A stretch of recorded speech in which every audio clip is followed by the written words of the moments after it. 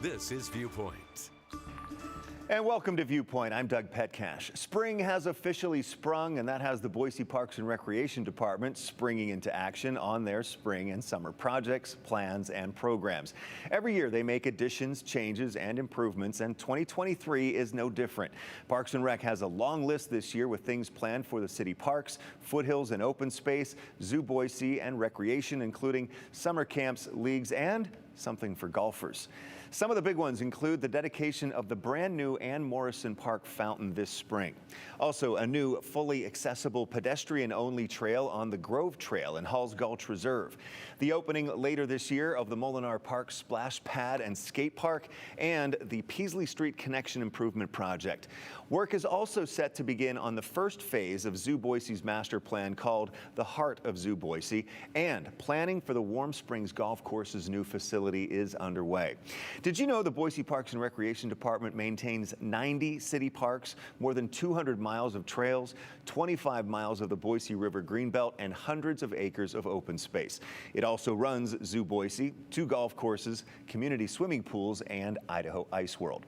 A little bit later, we'll talk about what the city has planned for summer camps and pools as well as leagues. First, though, the big projects. My guest today is Boise Parks and Recreation Director Doug Holloway. Doug, welcome as always. Well, great to be here, Doug, and as always, we love coming on Viewpoint and talking about exciting things going on in Boise Parks and Recreation. And there's a long list that I just went through some of it right now. How does this list compare to years past and the number of projects and scope?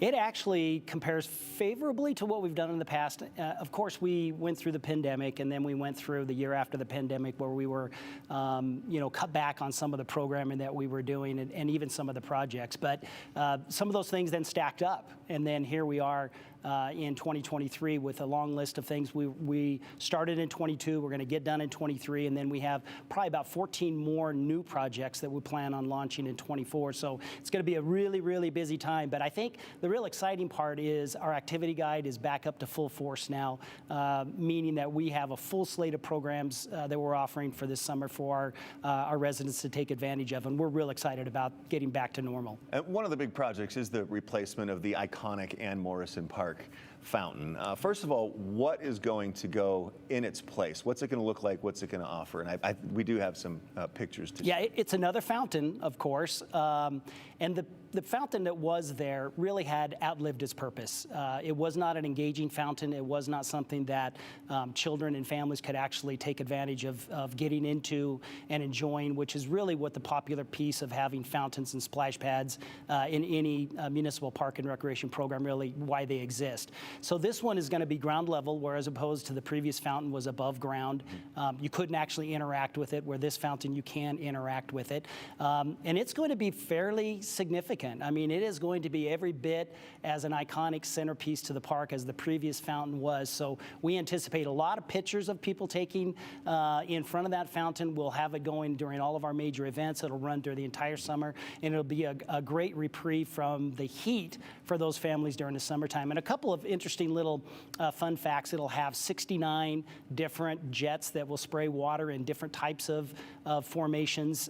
It can be transposed into music as well. We'll have 83 LED lights that also will light up and create kind of a really cool environment in the evening time when we have other events going on. And I just learned this, that to wire this whole thing together, Doug, it took almost 10 miles of wiring just to hook everything up that will be in this fountain. So it will be very, very glorious, and I think our citizens are going to be really happy with it. When are you going to open it? So right now we're planning, the construction's still going on. We're shooting for a Memorial Weekend opening, and we believe that that will be achievable. So we're excited about cutting the ribbon on that new addition. That is cool. It's a $2 million project, basically, but is a lot of it coming from donations, or is it city funding? It's mostly city funding from our capital plan. We're using a little bit of impact fees on that. And then the Harry Morrison Foundation contributed about $300,000 towards the project as well. So between those 3 buckets of money, we were able to get you a $2 million project built. And it's going to be nice. I think people are going to be really pleased with it. Also, work is being done on another of Boise's beautiful parks. I believe it's the oldest city park, and that is Julia Davis Park. What's going on there? I believe mostly on the east end of the park. Yeah, it's all on the east end of the park right now, Doug. And if you look at the activities we have in that park, it is very Western Park centric. So it's around the band shell, it's around the Boise Art Museum. All of our events are occurring in that area simply because of the amenities we have in that area. We have restroom space, we have shelters, we have pavilions in those areas that really can accommodate the events. We didn't have any of that in the eastern part of the park, and so we wanted to fix that. So we've spent the last couple of years creating an area in that east end now where we not only have a restroom, but we're going to have a reservable shelter, what we call a pavilion, and it'll complement the Cancer Survivor Plaza, which is in that area, as well as Trevor's Trek is also in that area as well. And most of the paddle boat activity that happens on the pond is in that area, so we're really going to look to push a lot more activities towards the east end now that we can handle that on the east end. And we were just seeing some video of Zoo Boise right now, and there's a master plan for the zoo, and phase 1 of this next part of the master plan is set to get started this year, called the Heart of Zoo Boise. What's the plan for that? Yeah, so Doug, we're really excited about getting some refreshment done at Zoo Boise. And every time we open a new exhibit at the zoo, our attendance goes up. People become real excited about the new exhibits, and Gorongosa was our latest one. Yeah. But what happens with that, Doug, is then the really old parts of the zoo then become the focus, where people are like, hey, when are we going to upgrade some of these other exhibits that it looks like this beautiful, new, exciting Gorongosa exhibit, for example, that you've just opened. So we recognize that. We work very closely with our amazing partner, which is the Friends of Zoo Boise, and they have raised the money, all the money, to get the first, what we call phase 1A of phase 1, and that will include rebuilding or building a new red panda exhibit. It will be, we also renovate the small animal kingdom.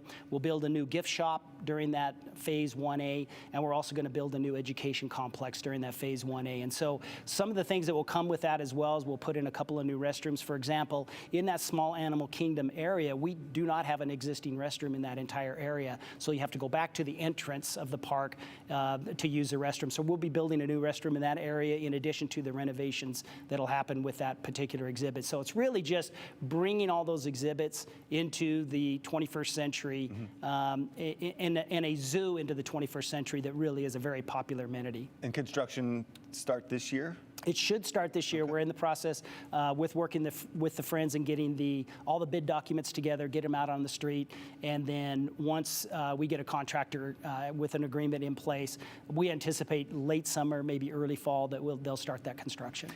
Also, planning is underway right now for the new facility at Warm Springs Golf Course, the city-operated golf course. We have a rendering of that we can show. What's the plan there, and where does it stand?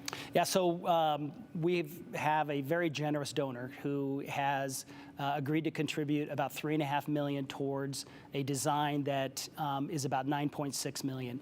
And if you're familiar with Warm Springs Golf Course, we currently have a clubhouse that is 50 years old. Mm-hmm. It actually is 2 double-wide trailers that were slapped together just to create a space that our golfers can come in and pay their fees and maybe get a couple of balls and maybe a shirt hot dog, yeah. and a hot dog off the roller. Yeah, you're familiar with this golf course.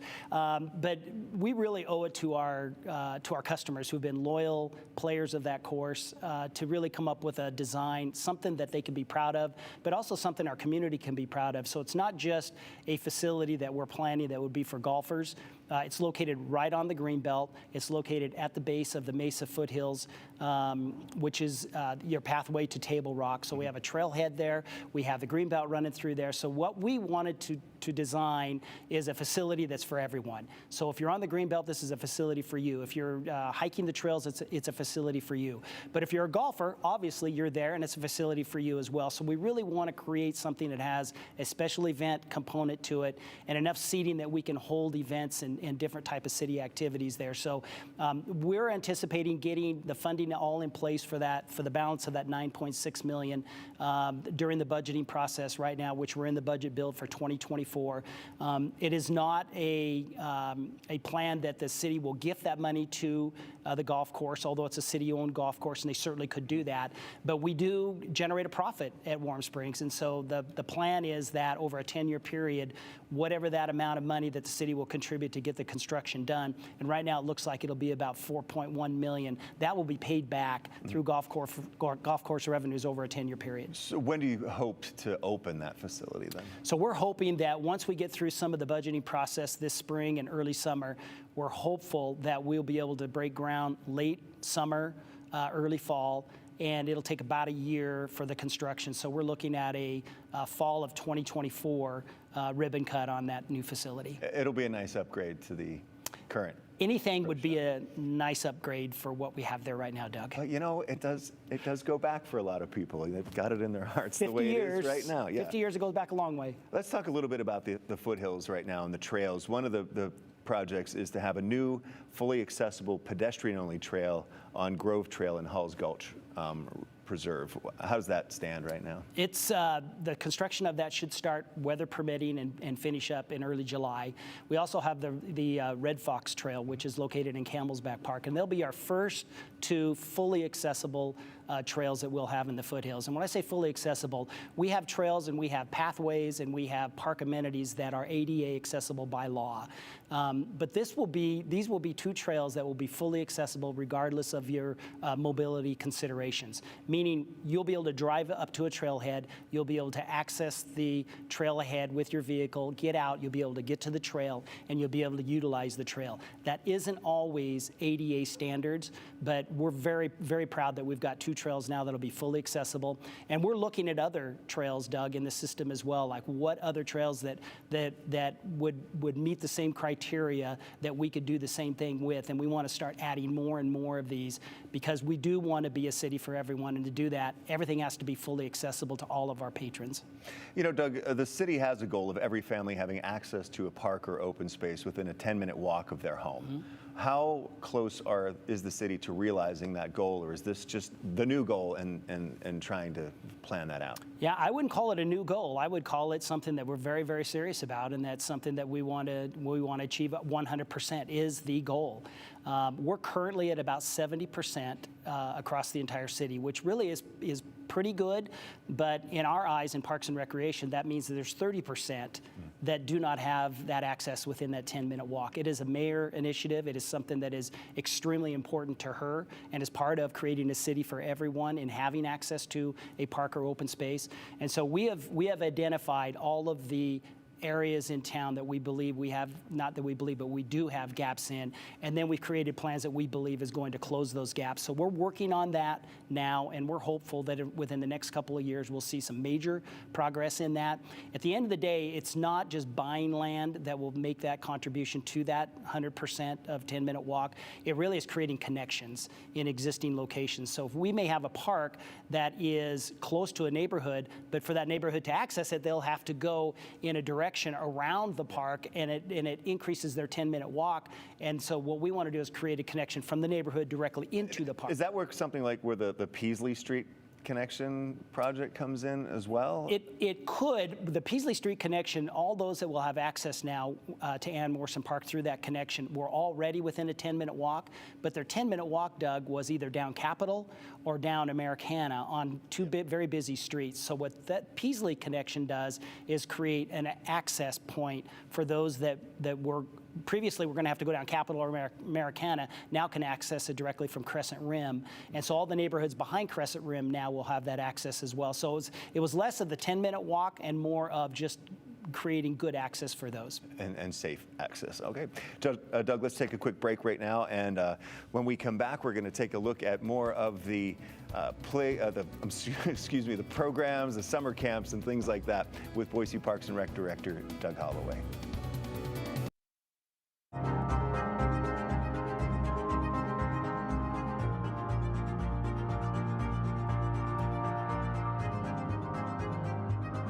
Aren't you tired of being tired? Shop Denver Mattress today and get all the Z's you need. And during the Super 7-Day Sell-Off, save big on the Doctor's Choice Firm, now just $664.99. Check out the Summit Firm for only $332.49. Or save $300 on Tempur-Breeze and Luxe Adapt mattresses and get a $300 gift, plus 4 years no interest and free shipping. Say goodbye to tossing and turning and hello to a better night's sleep, only at Denver Mattress. Has your cable TV lost its spark? Do you suffer from the buffer? You deserve reliable TV without the hassle and the frustration. A+ Satellite is your premier local dish retailer, serving the Treasure Valley with reliable TV and real customer service for over 15 years. If you have Sparklight TV, switching to dish with A+ Satellite could save you over $700 a year. Stop in for a face-to-face with A+ Satellite at Fairview and Eagle, behind Krispy Kreme. There's never been a better time to get away with a great deal on the Hyundai you've always wanted. You know I didn't come to play. With America's best warranty and up to 3 years complimentary maintenance. It's your journey. Own every mile at the Hyundai Getaway Sales Event. Now's the time to get in and get away. Get 0% APR and 0 payments for 90 days on the Elantra or up to $750 bonus cash. See your Bronco Motors Hyundai dealer. Spring is here, and at Franz Witty's Destination Garden Center, you'll find landscaping solutions and inspiration when you shop for plants, trees, shrubs, and more. Serving the Treasure Valley for over 50 years, Franz Witty offers beginner and experienced garden lovers the knowledge and tools to transform their landscapes and gardens. Beautiful landscapes start here at Franz Witty. Just look for the pink flamingos at the corner of Chinden and 11th Avenue in Nampa, or visit franzwitty.com. The weather has certainly been cooler than usual, but before we know it, it will be summer swimming season. And the city of Boise runs a few pools and splash pads to cool off when the heat does arrive. Once again, my guest today is Boise Parks and Recreation Department Director Doug Holloway. So Doug, what is the plan for the city's pools this summer? So we have 4 pools that'll open up on June 2nd. And I guess I would characterize it this time of year. I don't know if it's nostalgia, but it just seems like this time of year, people are ready for those pools to open. You know, so many of our citizens grew up in those pools and have taught their kids to swim, in a lot of cases, grandkids to swim. And it's just that rite of passage, I think, when school's out and pools open, it's like, now it's officially summer. Yeah. But that'll be June 2nd. Okay. And it'll be the 4 pools that we have, which is all but south and low pools won't be open again this summer. I'll ask you about that in a second. Yeah, so it's just the Natatorium, it's Ivy Wild, it's Fairmont, and it's Bora Pools that will all be open starting June 2nd. All right, June 2nd. So what is the status of the historic, iconic, above-ground Art Deco Lowell and South pools that have been closed for a couple or a few years now? Yeah, so right now we're in a holding pattern. We do not have the funding in place to be able to do the work that we need to do on both pools. The budget we had set aside in our capital plan to try to do that in 23 and 24 or 24 and 25 fiscal years just isn't adequate enough to do what we need to do. So the City Council and the Mayor have pushed those out to beyond 2025. So our team has gone in and has done necessary improvements to make sure that we're stabilizing those facilities and keeping them from deteriorating and any further damage occurring to them. And so it'll be out past 2025 without really a set date on when that's going to occur. And council hasn't decided as of yet whether they will rebuild the pools in their existing location with a whole new pool, or whether we'll just remodel the existing pools and bring those up to code. Yeah, because I know there was a big public input process as part of this too. Right? We did a tremendous outreach led by our marketing and engagement team, and we got a lot of feedback from the public, probably more on these 2 pools than we have in any other master planning process we've done. And overwhelmingly, our citizens would like to see the pools maintained as they are, but brought up to code. So ADA standards, our electrical and plumbing conditions are very, very poor, so those have to be brought up to standards as well. And so the cost to do all of those, we just don't have in the budget at this point in time, and nor do we have the direction from our city council on what they want to do.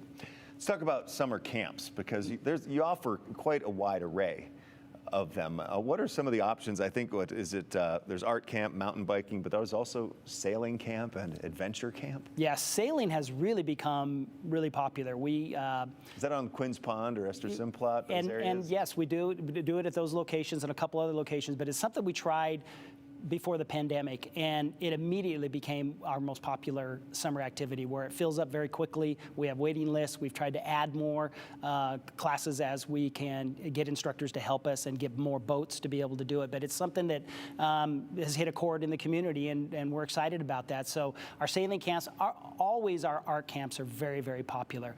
And parents are always looking for things to do in those week-long time frames. So, for example, our preschool environmental camps that we have at the Jim Hall Foothills Learning Center are extremely popular, will fill up very, very quick, and those will come out in, I believe it's April 10th that our activity guide will be out. And so I encourage our parents, grab that guide immediately and start planning what you want to do with your children for the summer, because they will fill up quick. And so the registration isn't open yet? Not for those. We did an early registration for our play camp and for what we call our Recum camps, because those are extremely popular, and we wanted to get out in front of those because they're summer-long camps at a week at a time, and we wanted to make sure that we were helping our citizens and our residents have an opportunity to plan out their summer sooner than waiting until April. So, but all the rest of the camps, the art camps, the sailing camps, our environmental preschool camp, all those will occur when the activity guide comes out in April. All right, and Doug, we just do want to make a note that the volleyball and softball leagues are full right now, right? They are. Registration's full, very popular once again. Yep. Doug, thank you so much for your time. So much going on in the city and Parks and Rec, and I appreciate you laying it out for us. Great, I appreciate being here, Doug, and anytime we'd love to come in and talk about the great things going on in Boise Parks and Recreation. 90 parks to talk about. Doug, thank you. Well, up next on Viewpoint, a dedicated Idaho man, a mystery, and a memorial. There was no specific evidence that was discovered that indicated what had happened, which led to a lot of the speculation. What happened to Deputy Game Warden Ellsworth Teed nearly a century ago, and what's happening for him all these years later?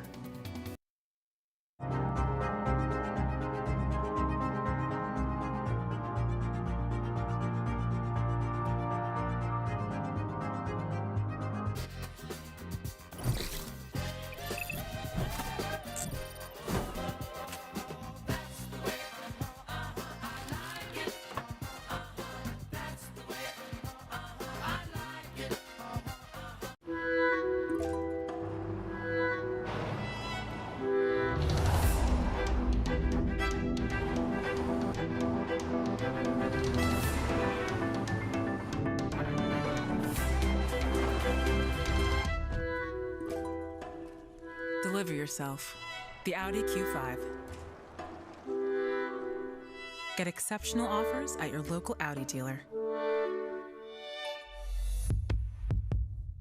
Seniors are overpaying for life insurance, sometimes more than twice the monthly rate of what they could be paying.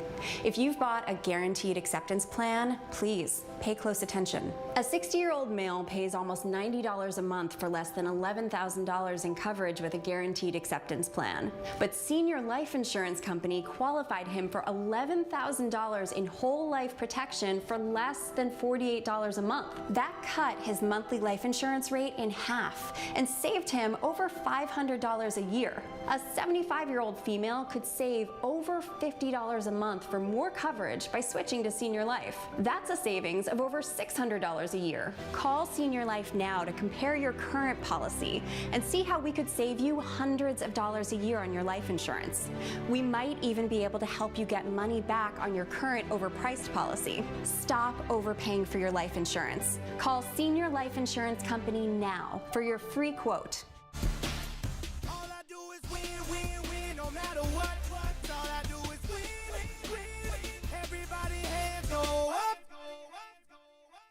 I do is win, win, win, no matter what. Got money on my mind. Two separate memorials are tracing the steps of an Idaho Fish and Game warden and adding his legacy to their roster. This summer, Ellsworth Teed will be added to the Idaho Peace Officers Memorial in Meridian and the National Law Enforcement Officers Memorial in Washington, D.C. It's a unique honor for a fish and game warden, made even more unique because he likely died about 90 years ago. So why the honor now? Here's Andrew Bartline. Memorials are to remember, but the monumental stories must first be preserved. I actually hadn't heard of him either. In order to be honored. We have a conservation officer that had done, all the research to kind of understand who Teed was, what his story was, what we did and didn't know about him. Born a Clearwater County boy in 1894, Ellsworth Teed turned to Shoshone County to embark on a new career. Maybe the first full-time deputy game warden. It was Wild West. People at that time were more readily committing wildlife crimes, and so he was stepping into some risky situations. A situation highlighted in the press and Panhandle lore. So this was on everybody's radar at that time. And it started with what was on Teed's radar in 1934. Unlawful killing of deer was found when they came across 3 shallow graves that contained the carcasses of the deer killed. Teed left early Tuesday to investigate the poachers. He told his wife he'd be home that afternoon. The fact that he went into the woods on what would appear to be a typical kind of day for him, and that was it. That was all that was known. Teed's wife never saw him again, but his car, coat, and lunch were located in Mullen with initial reports of a supposed struggle. There was no specific evidence that was discovered that indicated what had happened, which led to a lot of the speculations. Ah, the speculation. Like the anonymous Spokane man who told the sheriff Teed was walking along a highway from Republic, Washington to Canada a month later. Or this one, that Teed had been slain by game poachers. Is that kind of what you guys ran into, of trying to figure out what's verified and what's not? It is, and a lot of the stories, if you read through them, there were, allusions to hot clues and sightings of Teed that at the time law enforcement didn't really give any weight to based on what they knew. Hot clues? Nothing's hotter than that spelling. I think they are the same. I don't know why they chose to spell them that way. We don't know what that hot clue was either. The department makes it clear to carry on the search for Teed until the man is found. So the search team grew to 1,000 people, highlighted with bloodhounds and resources from Washington to Montana. A newspaper in Wallace even called it the greatest manhunt ever conducted in the Coeur d'Alene district. Mines were shutting down so that the workers could go and help with the search. There were your everyday civilians that were heading into the woods. There was a lot of support and a lot of desire to find him and figure out what happened. So it was kind of a thing that brought the community together to try to figure out what happened to Teed. But they never did. Those hot clues turned cold, and the $100 reward produced no new direction. The department even appointed a new warden that same year. Do you think we will know what happened at some point? I certainly hope so. I don't know, but I certainly hope so. Teed will be officially honored on the Idaho Peace Officers Memorial in Meridian in a ceremony on May 18th. The National Law Enforcement Officers Memorial Ceremony is also in May. And Idaho Fish and Game also said a new credible source has spoken up with additional details about what may have happened to Teed. Fish and Game says the case is reopened. That's all of our time for this week's Viewpoint. Thank you so much for watching. I'm Doug Petcash. I'll see you tonight on the Sunday News at 5 and 10, and then right back here next Sunday morning for another Viewpoint. Have a great day.